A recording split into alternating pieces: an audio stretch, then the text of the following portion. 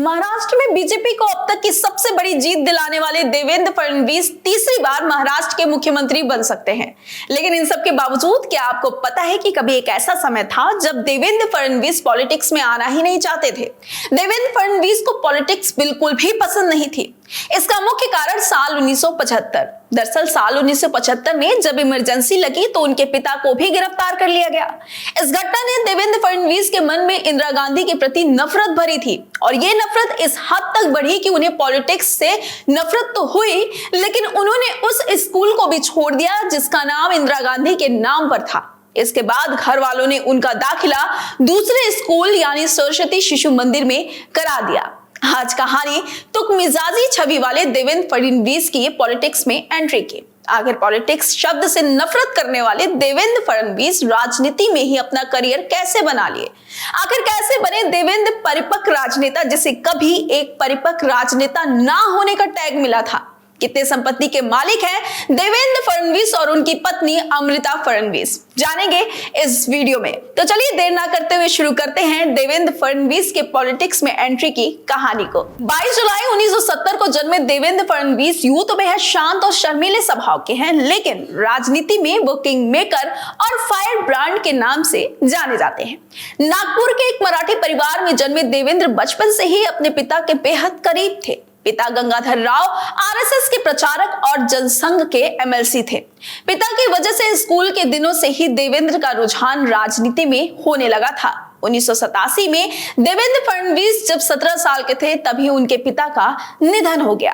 पिता के निधन के बाद देवेंद्र के बड़े भाई आशीष फडणवीस ने अपना राजनीतिक करियर छोड़ दिया। उन्होंने घर परिवार की जिम्मेदारी संभाली और छोटे भाई को राजनीति में आगे बढ़ाने का फैसला किया। 1989 में जब देवेंद्र फडणवीस कॉलेज में पढ़ाई कर रहे थे तब वो आरएसएस के स्टूडेंट विंग अखिल भारतीय विद्यार्थी परिषद यानी एबीवीपी में शामिल हुए थे। नागपुर में आरएसएस की शाखाओं में जाने वाले देवेंद्र जल्द ही प्रचारक बन गए। देवेंद्र को राजनीतिक विरासत अपने पिता से मिली थी, इसीलिए बड़े नेताओं से पहचान और अच्छे संबंधों की वजह से वे आगे बढ़ने लगे और उन्हें ज्यादा दिक्कत नहीं हुई। 1992 में नागपुर नगर पालिका से वो कॉर्पोरेटर चुने गए। इसके बाद 1997 में 27 साल की उम्र में नागपुर नगर निगम के रामनगर वार्ड से नगर पालिका चुनाव में जीतकर इतिहास के सबसे युवा मेयर बने।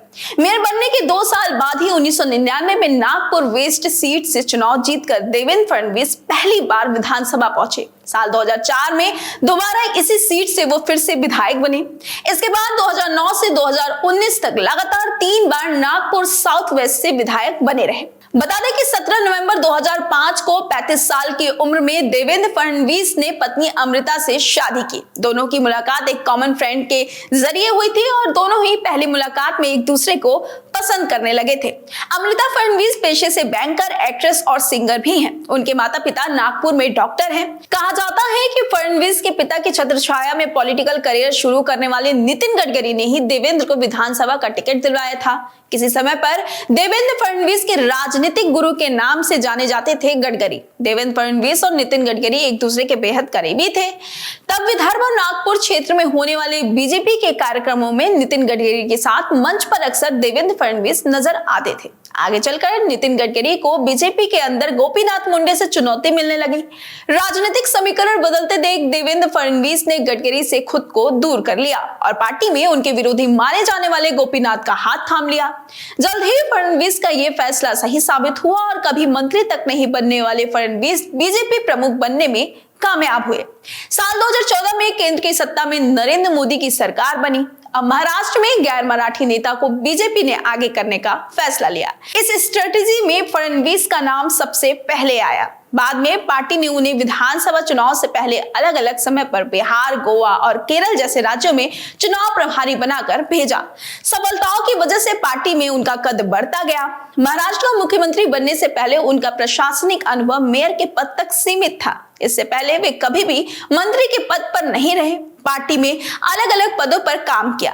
आपको जानकर हैरानी होगी कि मुख्यमंत्री के तौर पर देवेंद्र ने खुद को सत्ता की मोह से अछूती नेता के रूप में पेश करने की भी बहुत कोशिश की। वो साधारण कपड़े पहनते हैं, टिकट खरीदने के लिए लाइन में लगते हैं और मुंबई से लातूर तक इकोनॉमिक क्लास में यात्रा करते हैं। साल 2019 में उनके ट्रैक रिकॉर्ड और पीएम मोदी की लोकप्रियता ने भाजपा को राज्य में सिंगल लार्जेस्ट पार्टी के रूप में उभरने में मदद की। 2019 में देवेंद्र को दूसरी बार मुख्यमंत्री बनने का मौका मिला, लेकिन अजीत पवार के मुकरने के बाद वो बहुमत साबित नहीं कर पाए और इस्तीफा देना उन्हें पड़ा।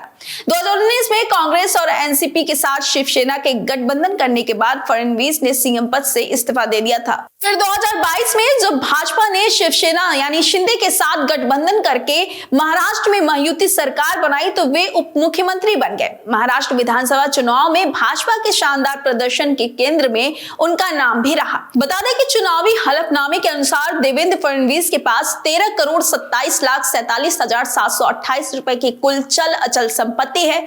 उन्होंने अपनी पत्नी अमृता से लगभग 62 लाख रुपए लोन भी लिया है। फिलहाल अब देखना यही है कि देवेंद्र फडणवीस तीसरी बार मुख्यमंत्री पद की शपथ कब लेते हैं। फिलहाल आपको क्या लगता है, आप मुझे कमेंट करके जरूर बताइएगा। वीडियो अच्छी लगी हो तो लाइक और शेयर करना बिल्कुल मत भूलिएगा। अपना ख्याल रखिएगा। बहुत बहुत धन्यवाद।